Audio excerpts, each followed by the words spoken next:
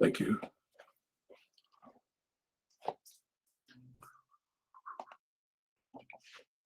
All right, so we're presenting and we are now recording.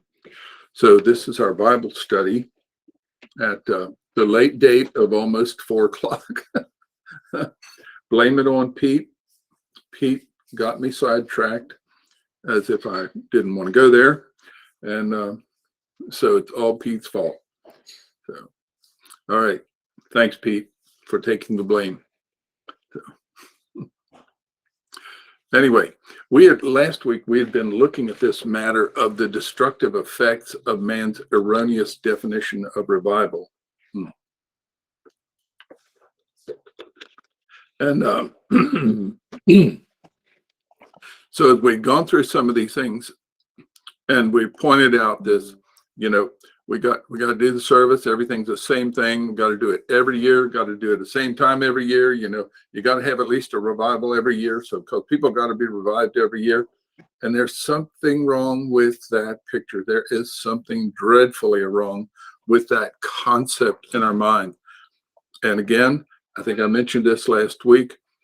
You wonder if we have to have a revival in our church or in our assemblies of believers, if there has to be a revival, then what in the world is the shepherd of that assembly disseminating? Why is the shepherd of the assembly not disseminating the information that is needed so that the people don't need a revival? They are just continually growing in their walk and in their perception of God and his design. Why? What's wrong? And it's because we're humans. We like patterns. We like to do the same old over and over and over again. And so we do those things, but it's not working. It is not working. We just lost your desktop. So, hit a wrong button. And now we're coming. Now you have it, right? There we are. Thank you, sir. Better. Thank you, ma'am. I meant to hit the hide at the bottom and hit the stop sharing. Didn't mean to do that. It's what you get for trying to act and talk at the same time when you're old. Hey, by the way, tomorrow I will enter my 77th year according to the Kenyans. So tomorrow's my 76th birthday.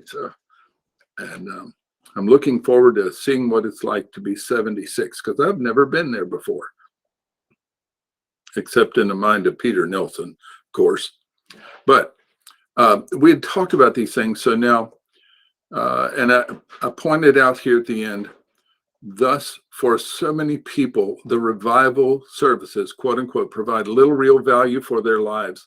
And even when the messages are biblically accurate, think about it, the messages can be biblically accurate. That happens. These people steel themselves. They harden their minds against the pressures of the invitation because they've had responses in the past, and there's little or no real change toward godliness. It's always about do this, do that to get something done. Well, that's the antithesis of the design of God. From this point, it's a very short step to questioning the value of even holding such meetings. And I can tell you, there are lots of people that when in their churches and when they hear about a revival coming or something like that, they look at it with dread. Not because they're going to hear unbiblical material, because they may not, but they look at it with dread because they know what's associated with it. So to overcome the questions about the value of a revival, pastors, evangelists, and other church leaders often resort to pressure tactics, to guilt trips, by informing everyone that any thoughts of not fully desiring a revival, and I've heard this, which is equated in their minds with the planned revival meetings, is an indication of that person's need for revival. So if you don't think If you don't think we ought to have a revival, then that's an indication that you need revival in your own life. Well, that's a bunch of baloney. I have been a party to that kind of thinking in the past, and it was wrong then, and it's still wrong.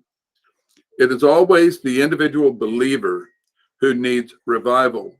The thought never seems to arise that perhaps the revival mentality, which so controls the church leadership itself, may need a revival to the truth of God. And I can tell you, I've known so many church leaders who weren't worth a plug nickel spiritually because they needed revival to the truth of God, to what God actually said, and not to their concept of what God said. So that's what we deal with. So it's always the individual believer who needs it, but not the leadership. We don't need it. We're the leaders, so we don't need it. And perhaps the problem which believers have with revival is not with revival as God designed it to be. And I'm not using revival as men would say typically nowadays, but revival as men have developed and institutionalized it according to their own ideas. And if you don't realize that that has happened, then you must be blind, quite honestly. And there are many, many, many in leadership who are blind. So, yes, you're right. If you don't attend, if you don't attend, that's just a clear indication that you yourself need to be revived. And you're resisting the design of God if you don't attend. Leadership seems never to recognize that the Spirit of God always uses truth and right in hearts and minds of his people, because that which is true and that which is right belongs to him. There is no truth and there is no right outside the design of God.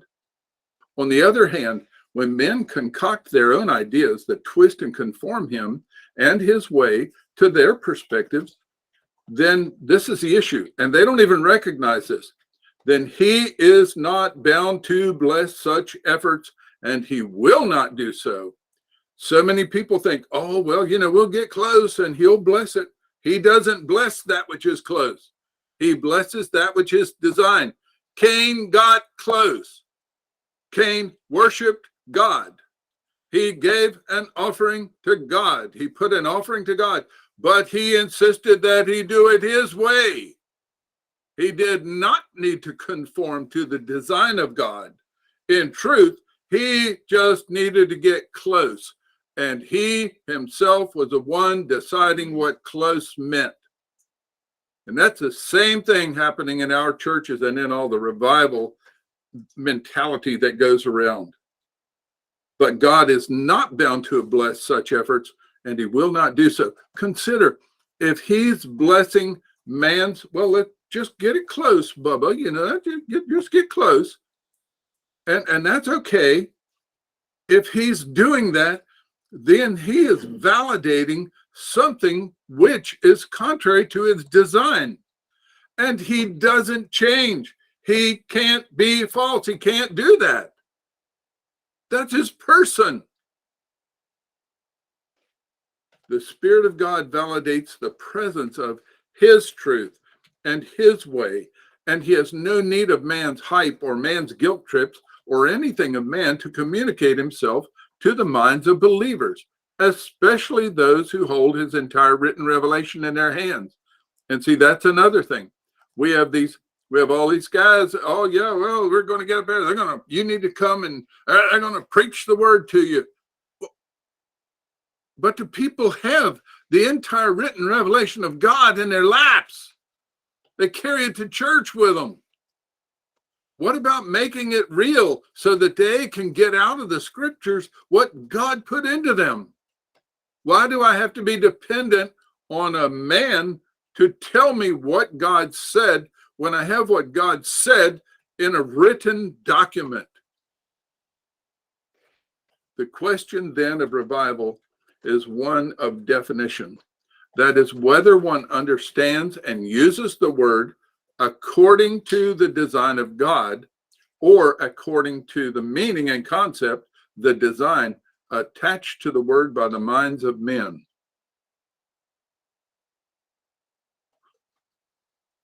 The concepts of men are constantly evolving, changing to fit their experiences and their perception of those experiences. And because each man's mind attaches different significance to the various experiences of life, the definition of man is not firm and cannot be the foundation upon which one establishes his life.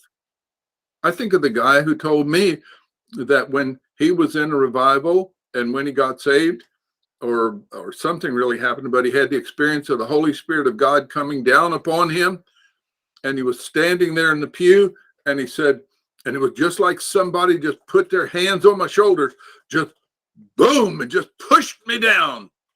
Just pushed me down, the force right on my shoulders, pushing me down. Well, I hate to say it, but, and when he told me about that, and I didn't really have an answer, but if I'd given him the answer that is probably the truth, he would not have accepted it anyway. But what we got to realize, there are demonic anti-God beings, powerful anti-God beings, who walk right into our churches, and you don't see them necessarily. You don't perceive that they're present necessarily, but they are able to do that. And they can do things that would make people who are ignorant of the truth of God, they can do things to make people think that they have had an experience with God. I hear that terminology. Well, God came down. He did. Wow, that's interesting. God came down. That's a bunch of baloney. The person who says that does not know of what he is speaking. I don't care if he's been a pastor or a college teacher or anything for 100 years. He's ignorant in that respect. And if I say it, I'll be ignorant. The mind of God, let's go back up here. The concepts of men are constantly changing, evolving to fit their experiences and their perception of those experiences. And because each man's mind attaches different significance to the various experiences of life, the definition of man is not firm and cannot be the foundation upon which one establishes life. The mind of God never changes, nor does any expression of himself ever change, whether in word or action. He is absolute, unchanging, unfalse, and cannot misrepresent himself or change his design in any way or to any degree. That which he was prior to creation is exactly what he represented himself to be in every aspect of creative activity. And it is what he has remained and will remain when the temporal creation ceases to exist. He is God, and his chosen name is, and I put Yahweh here because everybody thinks of that, but his chosen name is Ehyeh, Yihya. I exist. What he said to Moses. And that's not saying I exist wholly. He's saying I exist. Ehyeh. And because the creation exists within him, and that's Acts 17:28, if you want to go there, and understanding it properly, all present tense verbs, all three of them, no other God exists or can exist with respect to the creation. Now, someone sent me a question some years ago because they had listened to a revivalist and I guess an evangelist preaching. And you think about this. Now think about it a minute. What is the relative value of experience? What is the relative value of experience compared to the actual expression of God's design as we have it in the scriptures? What's the value of experience? Experience can be falsified. You can misinterpret all kinds of things. You can misinterpret the word, but the misinterpretation of the word does not change the nature of the word. But we change the nature of experience. There's one established experience. But the thing is that then we say, well, this is what it means to me. Well, that's worthless. So this person said, we heard an evangelist preach this message, and he described a whole series of revivals which have occurred in history. And as he said, now listen to this. And this is the kind of stuff that we hear when God did it. When God did it. Let me ask you, could you have a revival, shall we say, using that term, could you have a revival in truth when God did it? And he says you just can't create that stuff. Well, baloney. You can just create that stuff. And people look on the outside, they see the externals, and they think, oh, we're having a revival. We're having a revival. Oh, yes, well, this is so good. And everybody's so glad to come and all that. Are they? And this guy said a revival scheduled for a week, but think about it, just 1 week. And it ended up taking 2.5 weeks to get through it with 25 saved. Then James Stewart of Glasgow, Scotland, before and after World War II in Eastern Europe, with the revivals there. By the way, do you think that World War II, the prospect of World War II and the world situation in the 30s, and then the prospects of the world situation after World War II, do you think that might not have had some emotional effect on people?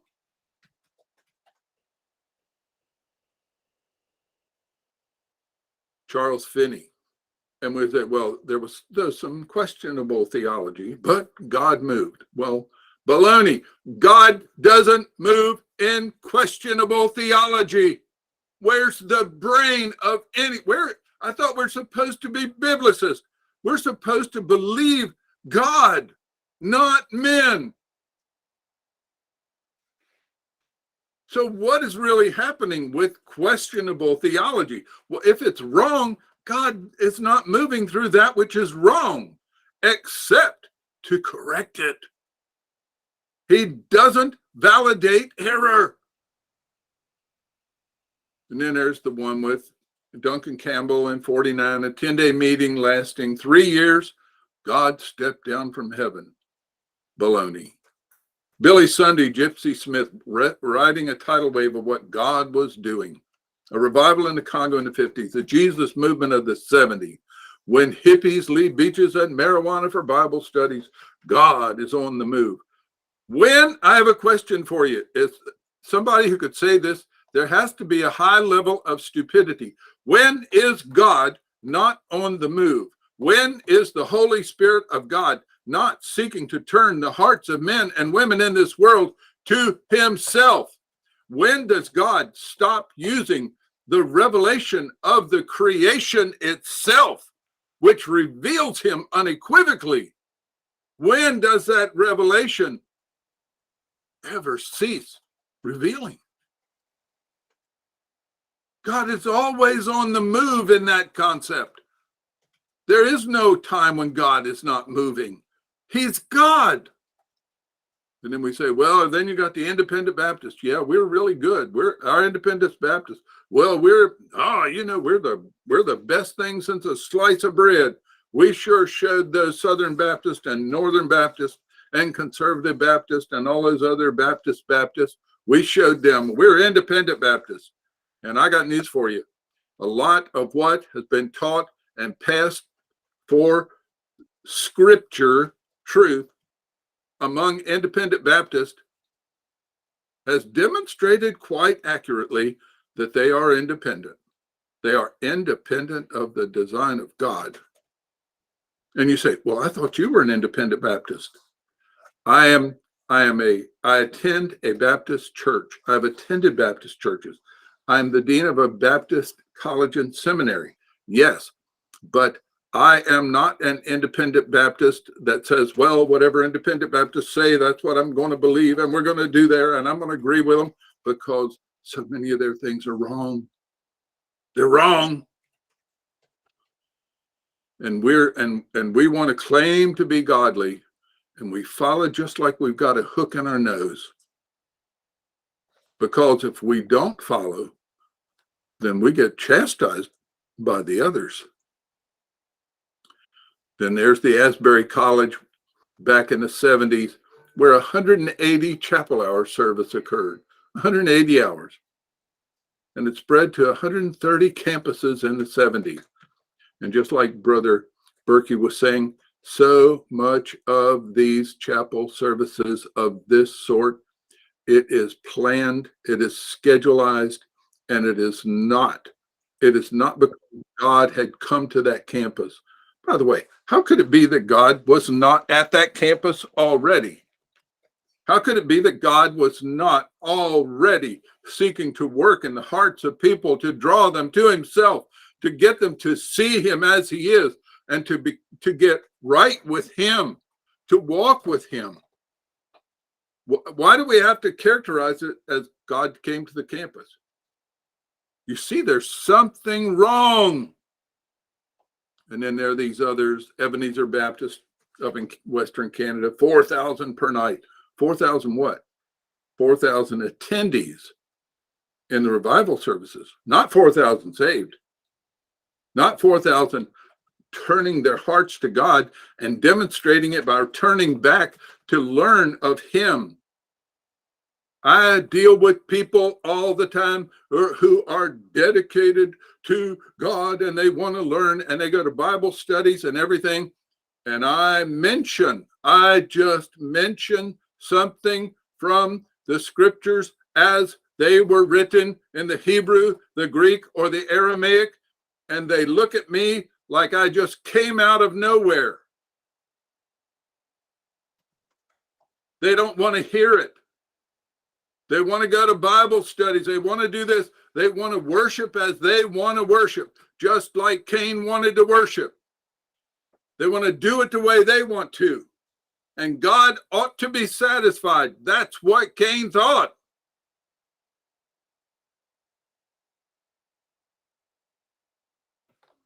And they say God is on the move. These things are not the workings of God. So my answer to this, the person said, I'm curious what you think of these various revivals he described and what exactly revival is according to scripture. And he says, I know the verse, wilt thou not revive us again that thy people may rejoice in thee? However, isn't this indicating that revival is for God's people and that it results in their rejoicing? Why then is there so much focus attached to the numerous salvations that accompany revival? I'm just curious. Several times that's this evangelist, referred to the fact that God is working, and that is clear. But why do we call such workings of God revival? And what is a good working definition of this? Perhaps you already have developed a biblical definition of it. And I don't know whether I have a definition or not. It's actually not true, because I think the definition's just a little farther down in this paper. So I said, I can understand his focus on the number of souls saved as an indication of revival. I can understand that. When you see people that really get saved, turn their lives over to Christ, and experience the Holy Spirit coming into their life and changing them, and you want to say, wow, that was a revival. I can understand why you'd say that's an indication of revival. Since true, listen, this is the issue.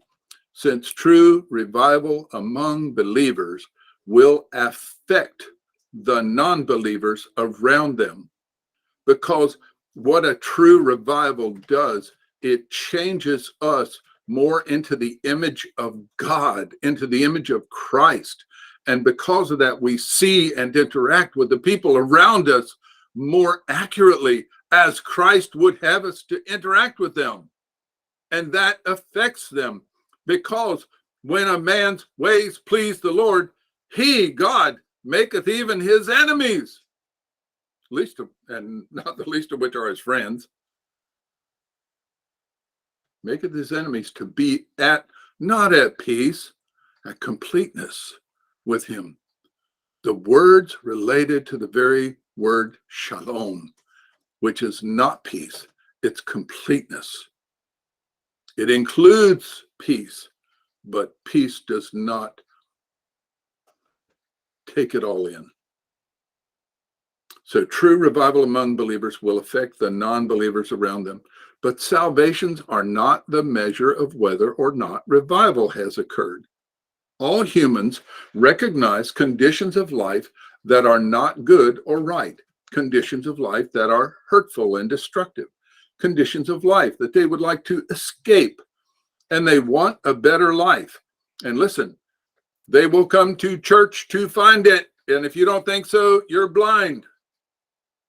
But they also recognize that within themselves, within their own human abilities, no real hope exists of ever reaching that truly better life. Then, when they learn of some kind of biblical meeting, which might help them to achieve that better life, they attend this meeting to learn whatever it is that the leaders, I'm going to put that T on that, the word that there. If I can find the T on the keyboard. They attend this meeting to learn whatever it is that the leaders, the proclaimers, the preachers are saying is the way to do to this better life. By the way, it is not just the man who stands in front. People who come to quote unquote revival meetings, church services, Bible conferences, etc., they are reading the presentations of God that come from every person who is there.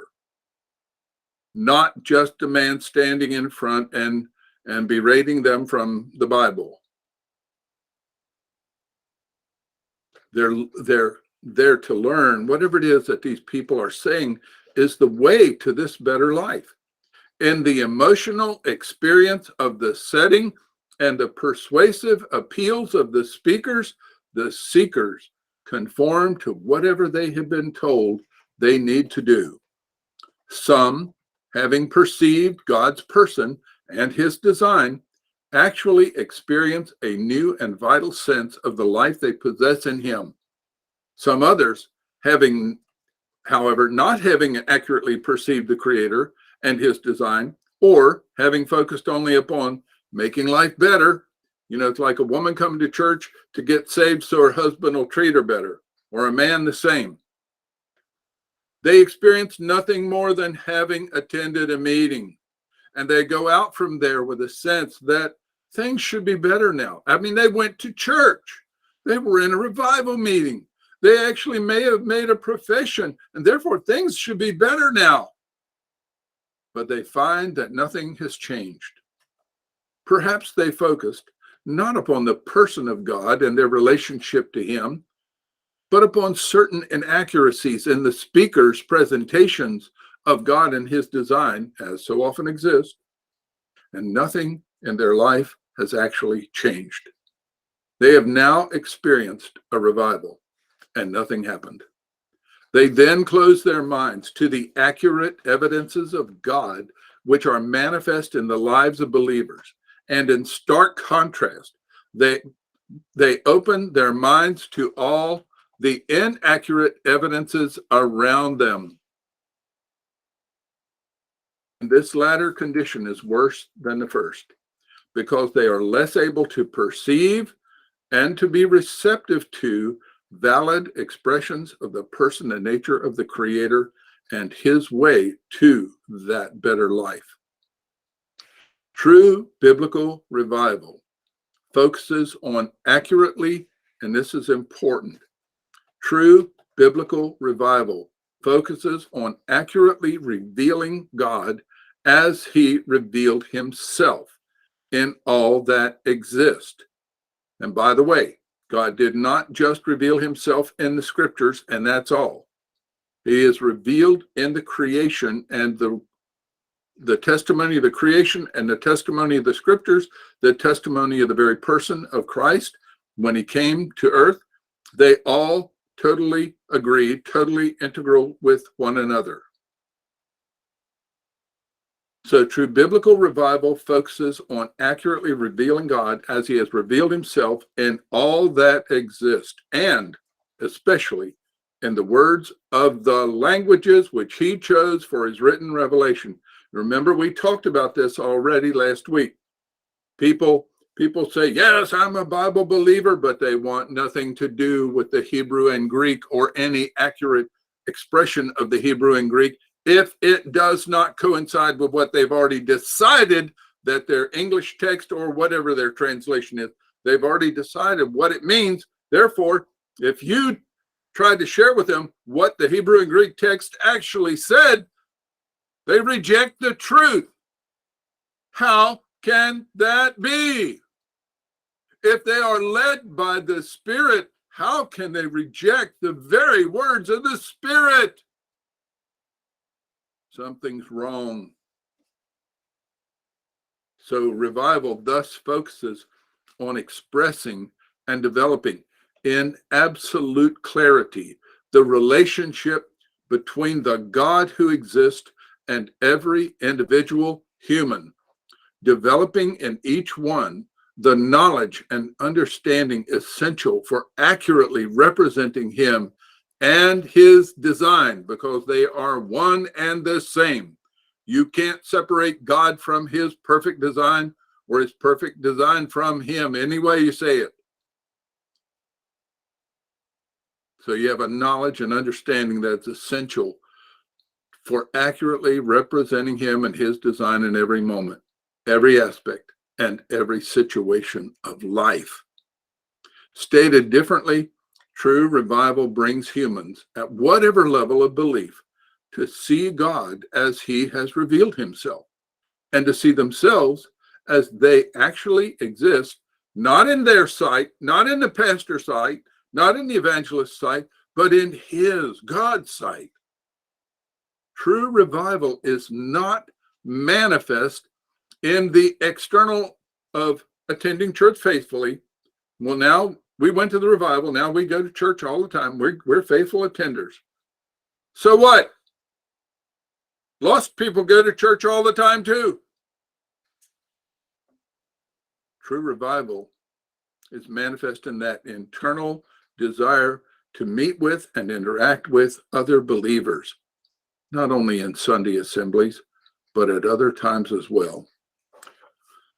Certainly, when believers begin to actually see themselves in the light of the Creator's revelation, and then begin to walk in his design, their perspective of everything so changes that everyone and everything around them is affected. This is not because God is doing a special work or that God has stepped down from heaven. Indeed, think of the view that's wrong there. The transcendent creator of all that exists cannot cease to be anywhere at any time, nor can he cease from working in every place. The change is not in God's location, but in human perception and reception of the fact that he is the God who exists, even as he named himself, in every place and every moment that exists. His Spirit is constantly reiterating his person and nature to every human, but every human is not receiving that testimony and responding properly to it. When humans begin individually to see him and themselves accurately, and they respond to that knowledge as he designed them to respond, their lives change to become an accurate testimony, which is in accord with the Spirit's word, and which he, the Spirit, can use effectively in the lives of others. The lack of biblical revival manifests itself by the fact that the world in which the believer conducts his life is more affected by the believer's inaccurate representation of God than by the claimed testimony of his lips. So you think about that. The lack of biblical revival, and I'm thinking true biblical revival, manifests itself to the world by the fact that the world in which the believer conducts his life is more affected by his inaccurate representation, his inaccurate testimony, than by his claimed testimony. Unbelievers remain unbelievers and worldly believers remain worldly believers because they do not actually see God in the walk of the believer. They see only vestiges of the truth, and those vestiges are often easily counterfeited.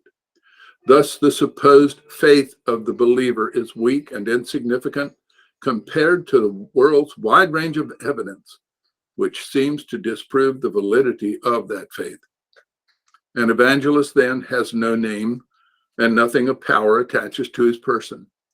He is nothing but a tool of the Creator, a speaker forth of what the Creator has revealed and the implications of that revelation.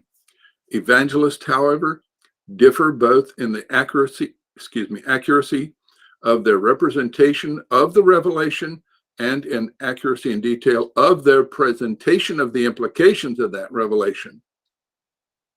Some evangelists are more effective than others, not because of training, experience, notoriety, pulpit presence, illustrious preaching, or any such external, but because they present the revelation of God with the unquestionable authority of accuracy and the inescapable clarity of detailed implications. The sensibilities of the people of God have been so dulled for so many years that they can be led into false fire by speakers whose externals appeal to their senses. And they will often at first reject, listen, this is the issue. This is how you know if revival has occurred. They will often at first reject the speaker of truth. When somebody claims to have been revived and claims to be walking in the Spirit and they reject the speaker of truth, then you can rest assured there has been no revival. There may not even be a relationship with God there. Though they cannot refute the truth he presents, knowing in their hearts that his truth is right. They may know that he is right in their heart, but they can't lose faith, and maybe they're not being led by the Spirit. If the speaker's message begins to humanize, to diminish in its conformity to God's design, the hearers will sense this and recognize it as an indication of a lack of firmness in the original message, because it will appear that he is representing the unchangeable God as having changed. So what in the world are we doing? What is the testimony that we are representing to the people outside? Here's the verse, the Psalm 85:6. Wilt thou not revive us again, that thy people may rejoice in thee? And you can see the text. Let me move this down right here. So here's the text in English, and then it's also in the Hebrew text over here. And you can see, Halo, Ata Tashuv, and then Tuchayenu. There's that word, Tuchayenu. It's the verb chaya, not haya. Haya is to be. Chaya is to live. And this is a piel, imperfect. So, and literally, is it not that, and this is my descriptive literal translation, is it not that, and you notice I have some italicized and bracketed words here to help understand, because the word not is right here, and then there's the question mark, if you will, in front of it. That hey with that chate pathak is there. That is the indication of a question in Hebrew. So there's a question.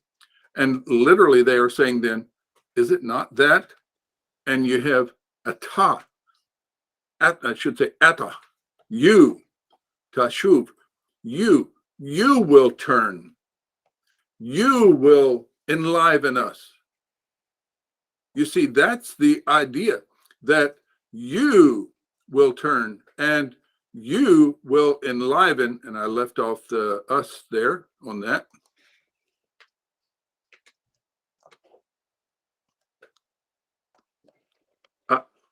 Some people can't type. There we go. And your people will rejoice in you.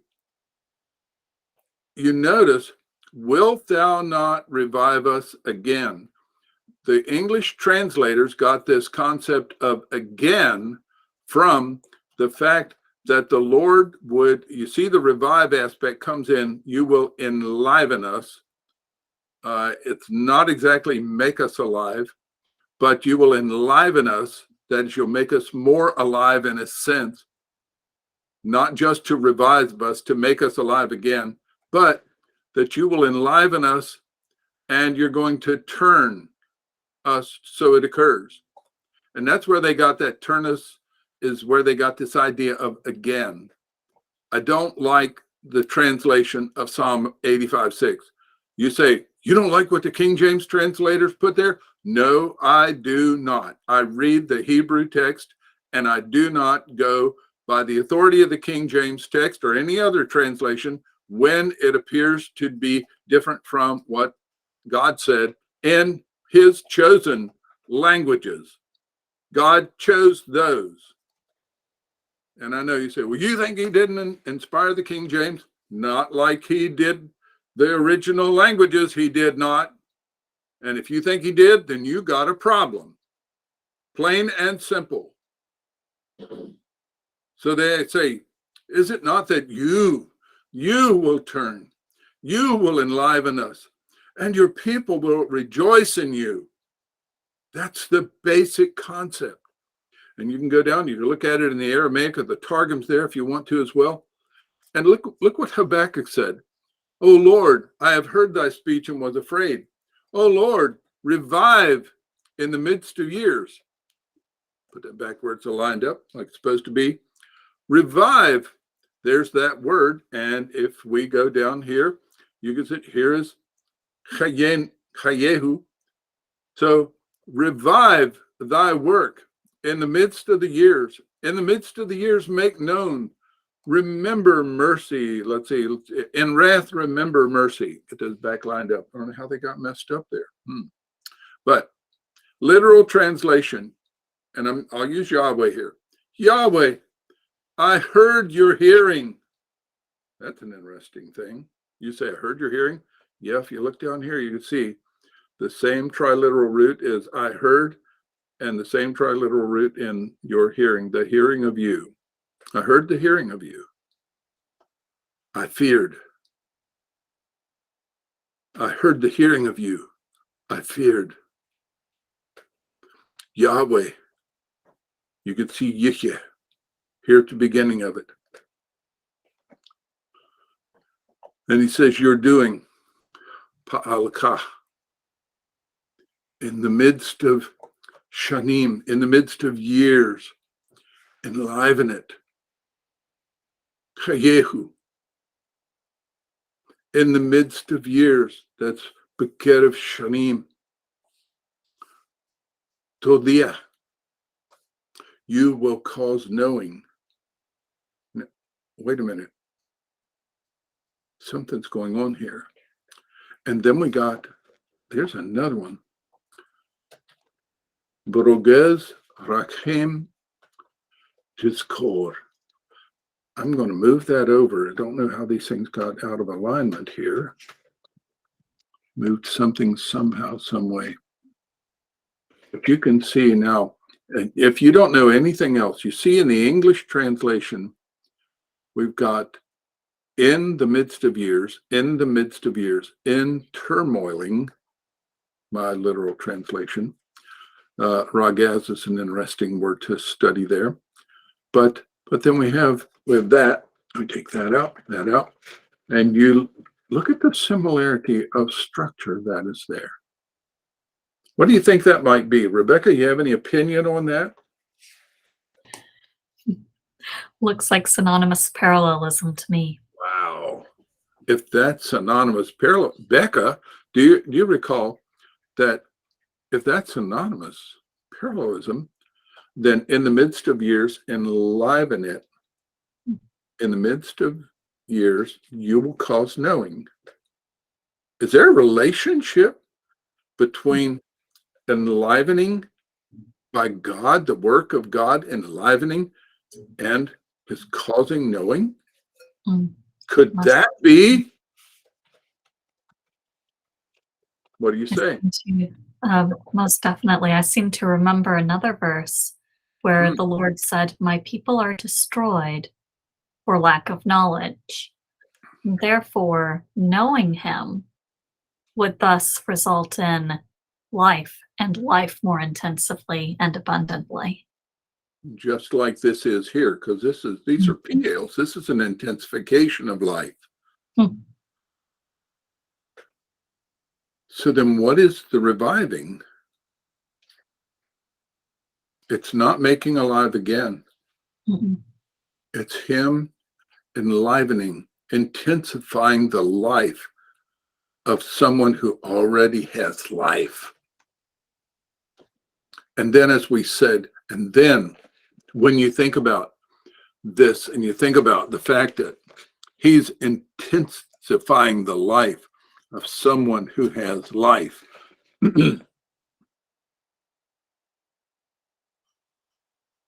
And how does he do it?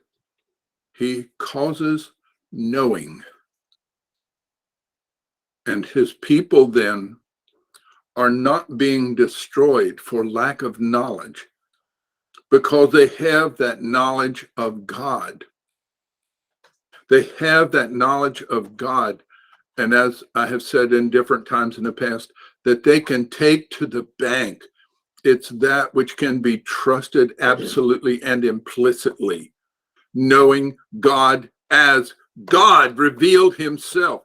This is not Habakkuk saying, "Oh, so we just hope your people will listen to us so we can tell them what they should be doing in their life in you." This is God. He says, "Enliven, you will cause knowing." So where's our heart been? Where's the heart of those entrusted to lead?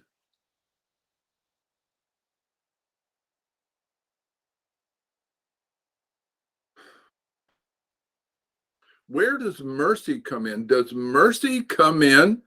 Does mercy come in just because we say, well, we think we ought to have mercy? Or is mercy not also related to the person and nature of God as he has revealed himself? Go to God for mercy and say, "God, I don't think I need you, and I don't think you should be uh, doing anything but blessing me perfectly as I want to be blessed." And that's what you ought to do if you're really God. And I'm not going to conform to your design. I am not going to walk with you accurately. I'm not even going to seek to walk with you accurately. Where's our brain? No human would go to the person who's their supervisor, their job, and do that and not expect something, but it wouldn't be a fun thing they'd experience. But we think we can go to the transcendent creator of it all and say, "Oh, God, because you gave Jesus, we know you're going to just let us live any way we want. We can worship you any way we want. We can do anything we want, and it doesn't matter. We'll be totally acceptable to you because we've decided that you ought to accept us in the way we want to be accepted." Right.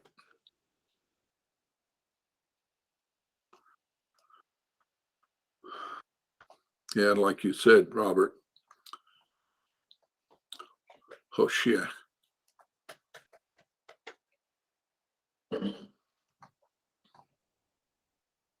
So you ask me about those revivals. I'd say the same thing today I said before. Been saying it since I heard of it.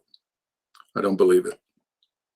Might there be someone there who's experiencing some measure of revival? Yes, there might be. There may be several. Do I believe this is a special revival from God? Absolutely not. And if a powerful being came and stood before me and said, this is of God, Ken Sheets, and you need to believe it, and I would say, "Get thee from me, Satan." because it does not fit with what God has revealed. Where is the return? Where's this seeking back to the design of God? Where's the recognition? Where's the recognition of truth as God gave it? I'm not talking about somebody quoting some verses or reading some verses and then saying, see, and then just moving people to more emotional control of their lives. By the way, God never designed us to be controlled by emotions. That's why he said, my people are destroyed for lack of emotions. Nope. My people are destroyed for lack of knowledge. Knowing him as he is and as he's revealed himself.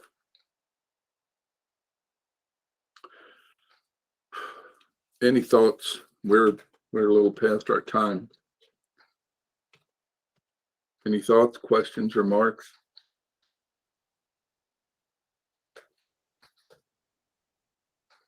And if you think I do not respect evangelist